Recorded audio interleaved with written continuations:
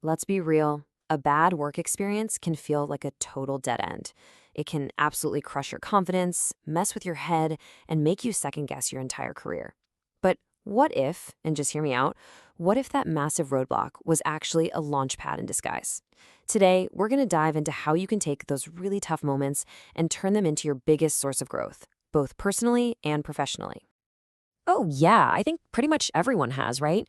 That awful feeling of being let down or completely ignored or just totally burned out. It feels so personal, like it's only happening to you. But the truth is, it's a nearly universal part of having a career. The real question, the one that really matters, is what do you do next? Because that's what defines your story.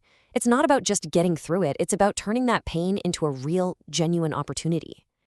Yeah, if any of these are ringing a bell for you, trust me, you are in very, very good company. Losing a job, getting passed over for a promotion you totally deserved, that feeling of being drained by burnout, these are incredibly common. And just knowing that is the first step because it reminds you this isn't some personal failure. It's a professional challenge that a ton of people face. Okay, so let's start right at the beginning, surviving the immediate fallout. When a setback hits you, right in that moment, your reaction can set the whole tone for how you recover. So, what are the very first things you need to do to protect yourself and start to move forward? All right, first things first. According to the experts at Levitate Recruitment, you have to acknowledge how you feel. Don't push it down, don't pretend you're fine. It is 100% okay to be angry or hurt or disappointed. But, and this is the absolute key, you have to separate that feeling from who you are. A bad job, a toxic boss, a missed opportunity, that does not define you. It doesn't change your skills, your value, or what you're capable of. You know, in those first few moments when your mind is just racing, one of the best things you can do is just ground yourself. And this isn't just some feel-good advice. There's real science to back it up. Studies show that even a few seconds of mindfulness can literally change your brain's response to stress. A super simple but crazy powerful tool for this is just breathing. Let's just try it right now. It's super easy. Just take a deep breath in through your nose, go for a count of about 4, and really feel your chest and your belly expand with air. And now exhale slowly through your mouth for a count of 6. As you breathe out, just imagine all that tension just leaving your body. Doing that just once or twice can create the little bit of mental space you need to think clearly again. It's a game changer. So, we've managed the immediate shock. Now we get to what is, honestly, the most powerful part of this whole journey: changing how you see the experience. And this isn't just about trying to feel a little better. This is about fundamentally rewriting the story of your career. I love this quote highlighted by Work It Daily because you hear it over and over again from really successful people. You ask them about their darkest professional moment, and they'll say, you know what? Looking back, that was the best thing that ever could have happened to me. That's the moment they see as the catalyst that put them on a much better path. It's just a perfect example of how perspective is everything. Now, at the very heart of this huge transformation is this one simple idea: mindset. Think of it like a pair of glasses you wear. It's the lens that you see the world through. It's that built-in set of attitudes that decides how you're going to interpret and respond to, well, everything, but especially to challenges.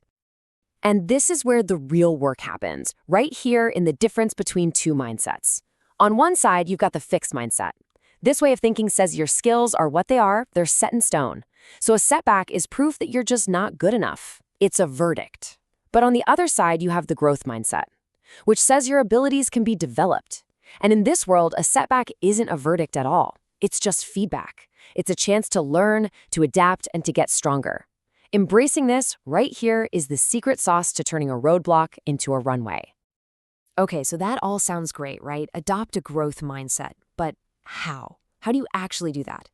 Well, it's not just about wishful thinking. It takes real, concrete action. And that's where your rebuilding toolkit comes in. We're talking practical, real-world strategies to move forward. This 3-step plan is so effective. Okay, step 1, identify the lessons. I want you to look back like a detective, not to place blame, but to find clues. What red flags did you miss? What did this teach you about the kind of work environment you need? Step 2, reframe the narrative. You're going to become a storyteller and change the story you tell yourself. It wasn't a failure, it was an expensive but valuable education. And finally, step 3, use that education to set new, smarter goals. Now you know exactly what to look for when it comes to company culture and management.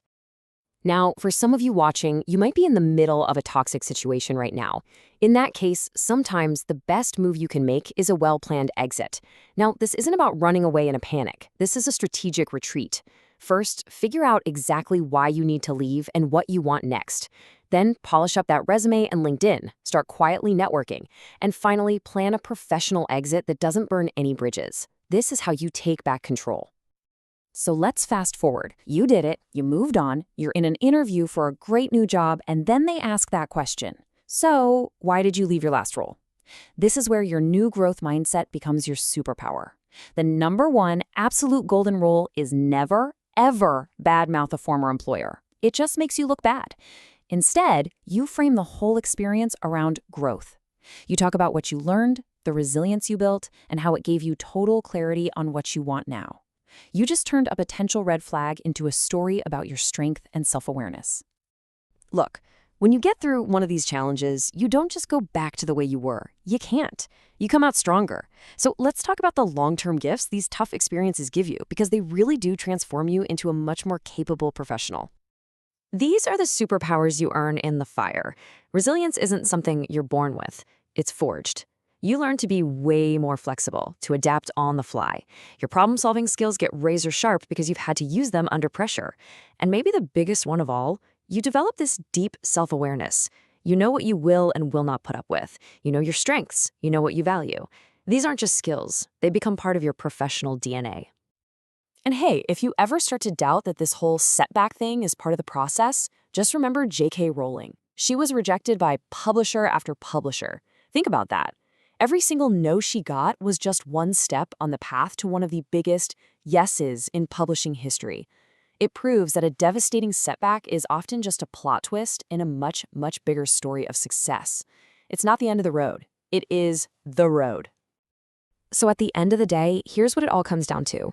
That difficult experience, that tough time, it doesn't get the final say. You do.